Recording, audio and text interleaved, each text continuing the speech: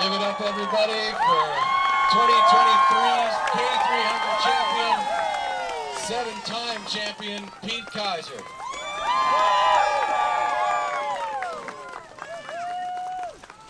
Please leave the area behind the chute clear. Go up past the ice. All right. All right. All right.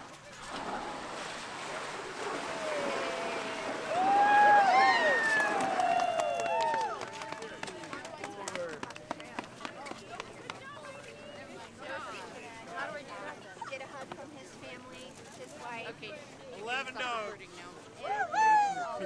Petting his dogs.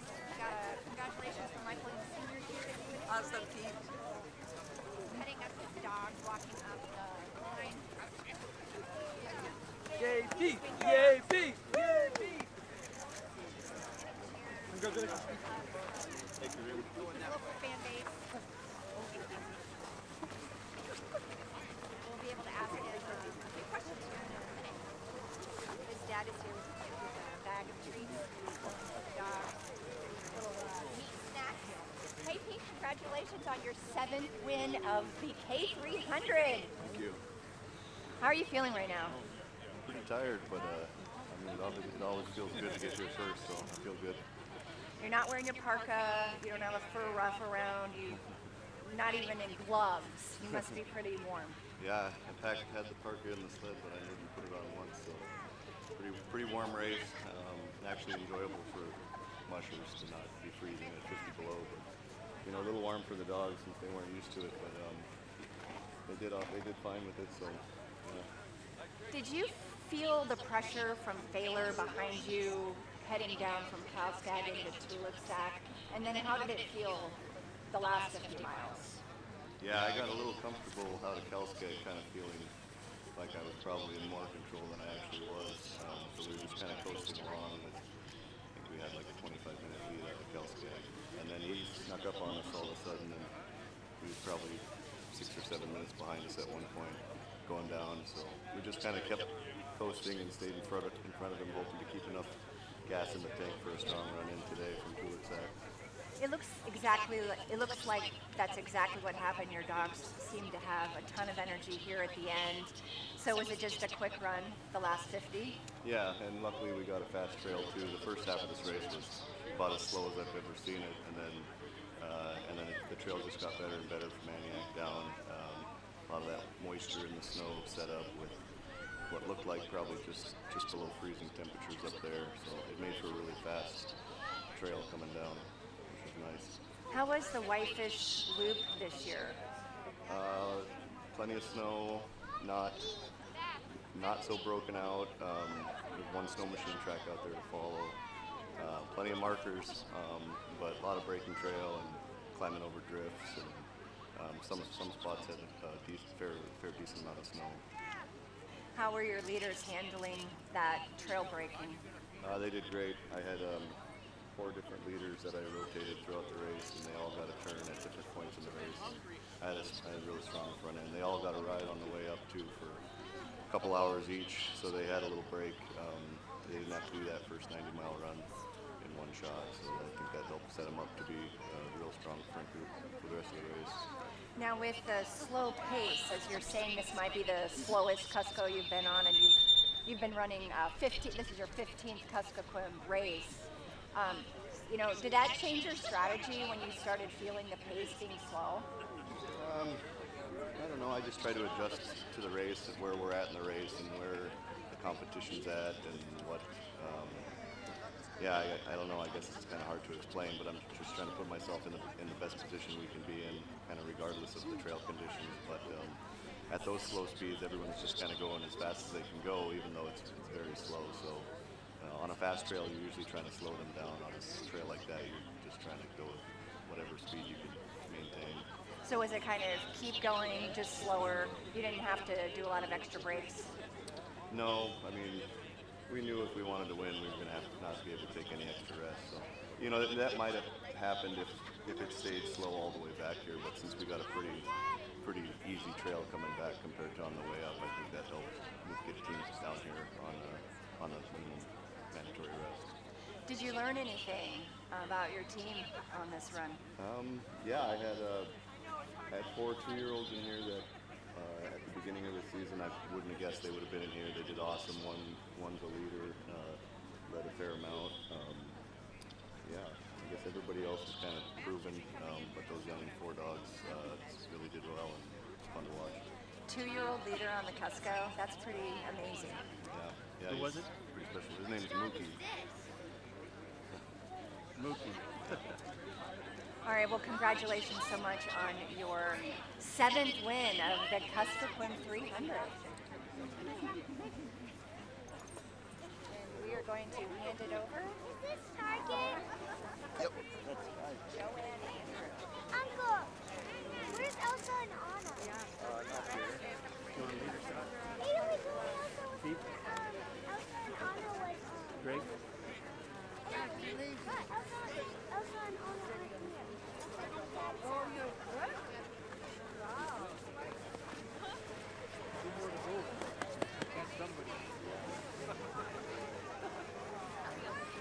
Do you want a leader shot? Yeah, sure.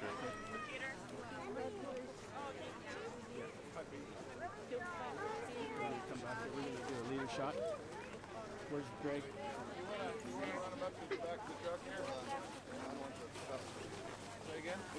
Scoot this way. Scoot that way. There you go.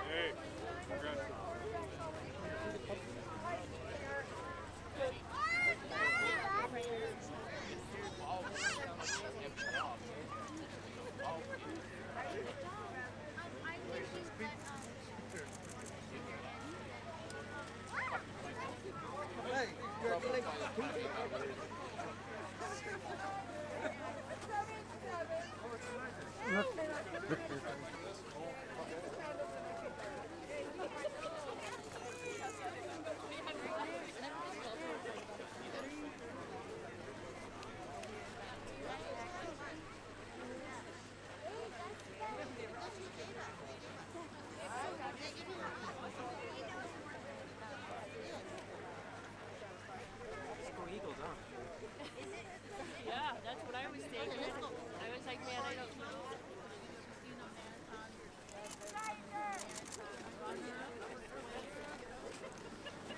So awesome. Sorry, you're good. Or, I mean, an elbow issue. I'm fine. They'll tell me because they need me. Let me get your picture, girlie. Right here. There you go. Awesome. You're fine. And so awesome. So that should be like any minute. All right, everybody, we've got our second place team There he is approaching right the there. chute. I gotta give you a hug. I couldn't see until I moved up.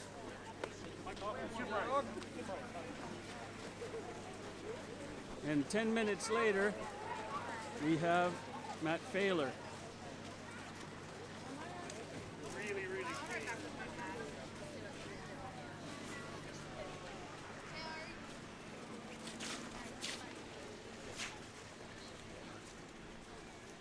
Right behind you.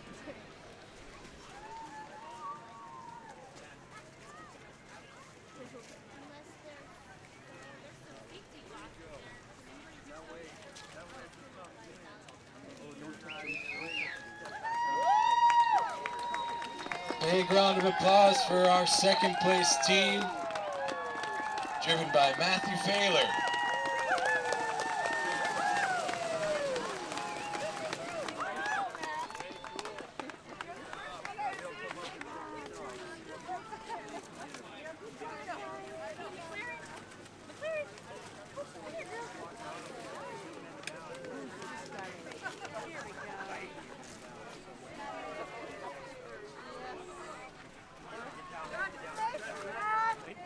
Great race, man. Congratulations. Good job. Thank you. Thank you. What a nail biter. Man, you were fun to watch them chase on a tractor. Oh my God. Congratulations. Matt, congratulations on your win, or on your second place finish in the 2023 Kuskokwim 300. How are you feeling right now? Pretty good, very good. Happy to be here. Happy with the performance of these dogs. The girls rocked. They did really well. Yeah, you gained distance on Pete from Antioch all the way down. You kept closing in on him. What did it take for your team to put in that kind of hustle? I was hoping he'd get lost, but I don't know. We saved a little bit in the tank on the way up. That maybe helped us pass a few teams on the way down, but it's hard to beat Pete. You know, you have to have the only time we ever beat Pete was having a lead at 2 sec. So when you don't have a lead on Pete at 2 sec, it's pretty difficult. Could your dogs tell that his team was close ahead of you, and did that give them a little bit extra boost? Yeah, they could smell, where he snapped or maybe where he was. But we also saw some moves. There were some fresh rabbit tracks in the brush. They laid it all on the line, so they did a really good job. Can you tell us about the conditions out there and how that played into your resting strategy this race? Yeah, well, it was obviously a very slow run up, and so I was either going to take 4 or 3 hours, and there was going to be another long run to Antioch, so I figured it'd be easier to split it up 3 and 3. That way, at least there's some equal chunks. It seemed like basically every musher thought the same thing, thought the same way that you were thinking. Yeah, when you run this direction, sometimes there's not much room for changing the variation of the run rest, but some people try. You always have to try. You never know what's going to happen. Was there anything out there that went differently, or that was a challenge that you weren't expecting? When we went back into Carlsbad and had to sign in, sign out, and get going again, so on the way down, there was a truck coming, and the dogs saw the truck and moved away from the truck, which took us back to where all the dog teams were resting, so like 20 straw piles. We're like, oh no, here we go. So I had to ask the dogs to go through one straw pile, through another one, through our original one, and then kind of bang a right and go all the way around. But it was impressive because they just did a big loop, signed in, and dropped the dog and got out of it. That takes some discipline from your team to go past all that nice looking rest. Yeah, I wanted to sleep there.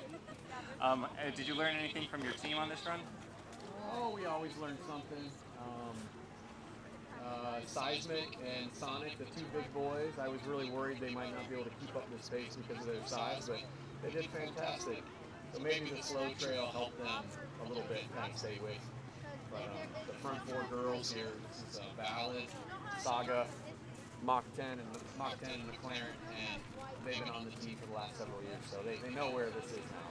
They're happy to be here. Awesome. Well, again, congratulations on your second place finish, Matt. Thank you, and congratulations. So do you know all the names that are here? No. Oh, you don't? What's this guy's name? That's Delmer?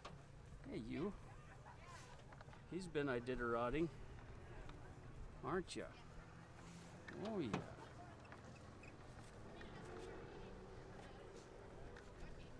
Sleepy time, huh? Yeah. Oh, doesn't that feel good? Yeah.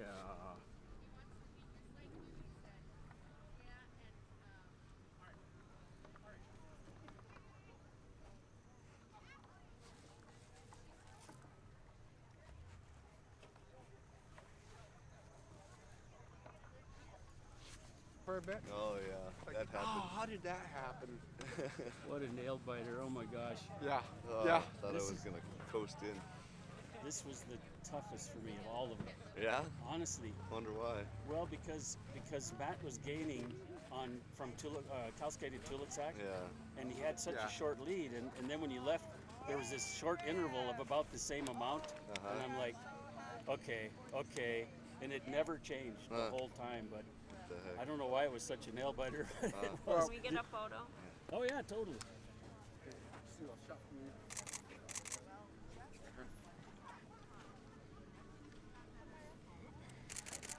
Let me take my sunglasses off too.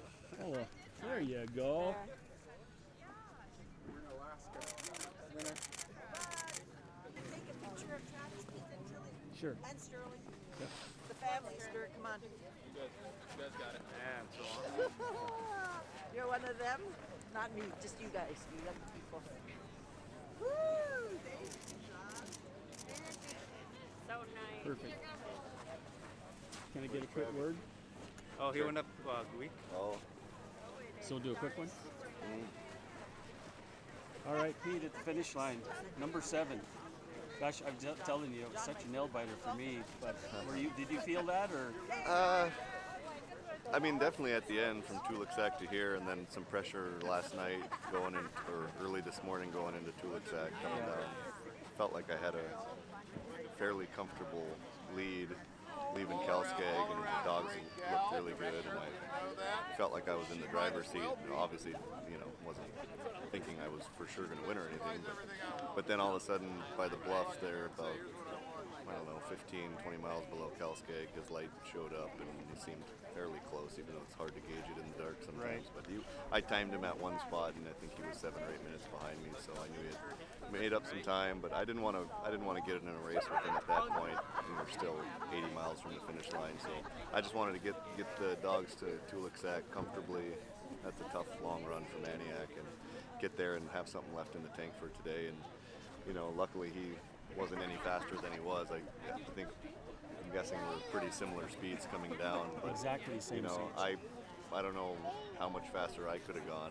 I was going as fast as I comfortably could go, and if he would have caught me and flew by me, I would have gave chase. But I don't know how much more we could have done at that point. Pretty much the interval that you left at is what you got here. Yeah. It was one little glitch. He lost a couple of minutes, but yeah. It was.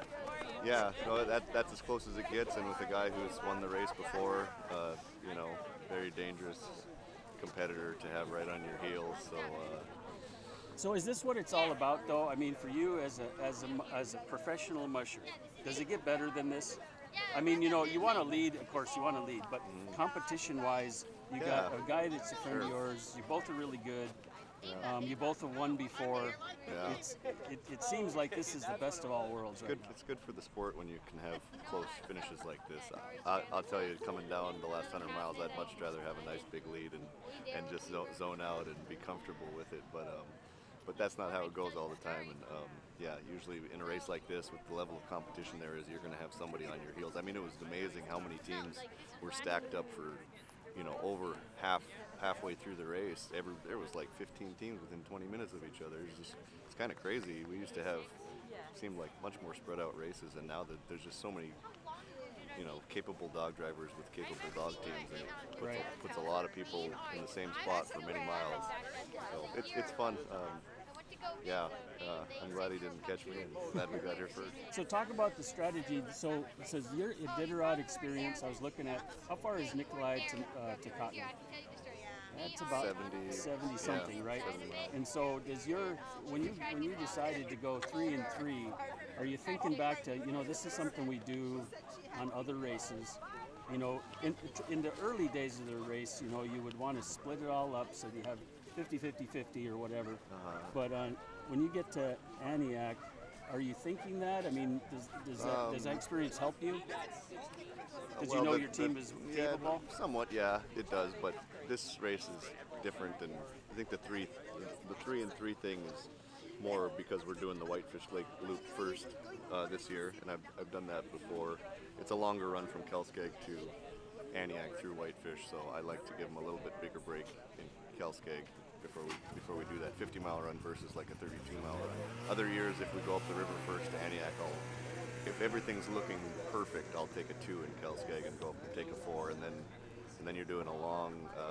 That's a real long run. You're doing a 50 and another 50, so a 100-mile run down to Tulaksak versus an 80, which we did. Both of them are tough runs. You got to have a really good dog team in really good shape and all your ducks in a row. So do you adjust your strategy based on what you're seeing at the time? You got a couple of game plans when you leave? Yeah, I mean, there's not a whole lot of ways you can slice that rest up because it's just very, very few hours. But yeah, I like to just see what the dogs look like and make a decision from there and kind of just try to gauge the race as it's going and you know, move ourselves into a position that I think gives us an opportunity to win. If everything's going smoothly, we can do that, and then Calskeg to Bethel, you try to win the race if you can. Right. So, so sometimes we've seen you in Iditarod drop a bunch of dogs, go with a light load of dogs for the finish line, and this time you went and stayed with a full team except for the one, and Matt went smaller. Is there any strategy to that? No, I mean, I had 11 healthy dogs there, and I didn't see. Doesn't go make you go faster or slower one way or the other. Not necessarily. I mean, to get down to like a core group of the fastest dogs, I would have had to drop. I would have had to leave like 5 dogs there for no reason.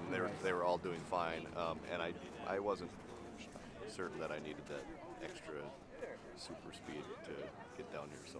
Well, before I let you go, who are the new group that you're impressed with that you talked about?